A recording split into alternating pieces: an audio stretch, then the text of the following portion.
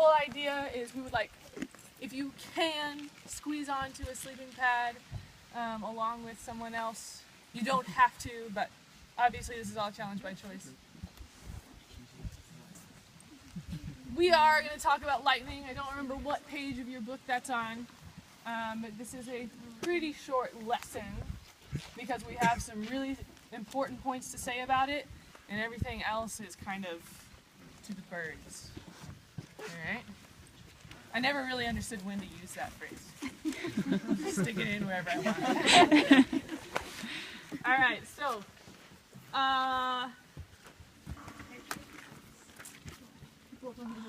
thank you.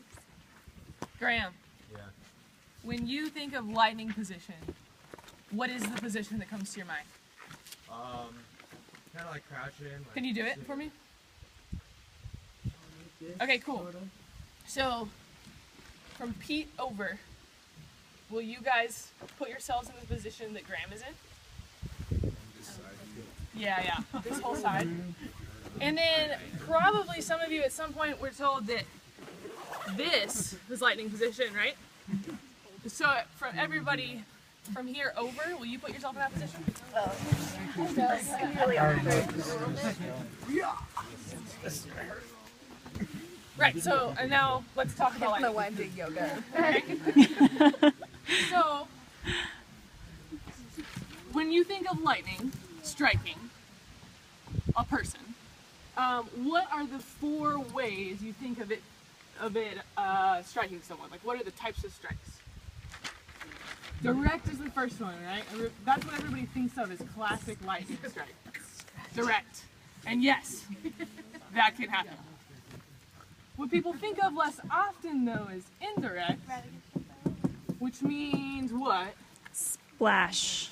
Okay, splash would be, it may be probably a type of indirect strike, but splash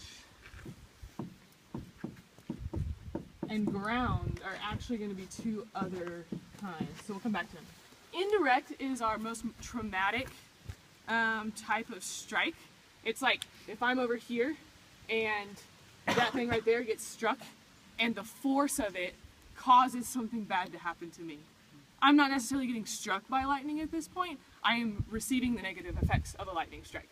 Whether that means something over there gets broken and is thrown into me, and I get some musculoskeletal or soft tissue injury because of it, or whether like that thing gets struck and the physical force of the lightning strike causes me to be thrown off my feet and hit something else and hurt myself. Whatever it is, the indirect strike still causes me harm. Splash strikes, splash lightning. What is that? When it hits the ground, it goes down. Potentially more like if Lou gets struck and then all of you get struck. Okay? And that happens. That happens. I used to think, no, that doesn't happen to people, right? But if you remember, trending on Facebook not too long ago, there was this video of 400 reindeer dead in Norway from one lightning strike. And if you haven't watched the video, you should watch it. That's exactly what happened. 400 reindeer hanging out together, trying to be warm and friendly, and one gets struck and they're all dead. Oh my God. Sad. Don't hang out with reindeer. Alright, and then ground strike is what I think what you're talking about more.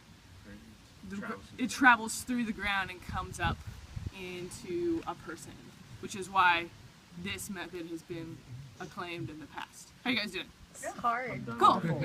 Keep it up. Why are you done? Hurts my legs. There's a lightning storm. Okay.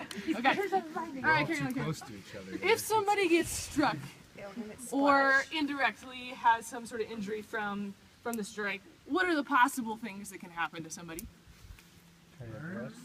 Okay, we might have a burn. I don't have the sheet with me right now, but there's in a second I'll go in and grab a picture of a characteristic lightning burn. Pretty cool. It's just this feathering effect that might spread over a large portion of the body. It's really pretty. If it weren't related to a lightning strike, it'd be so pretty. It'd be a super cool tattoo. It's not very bad.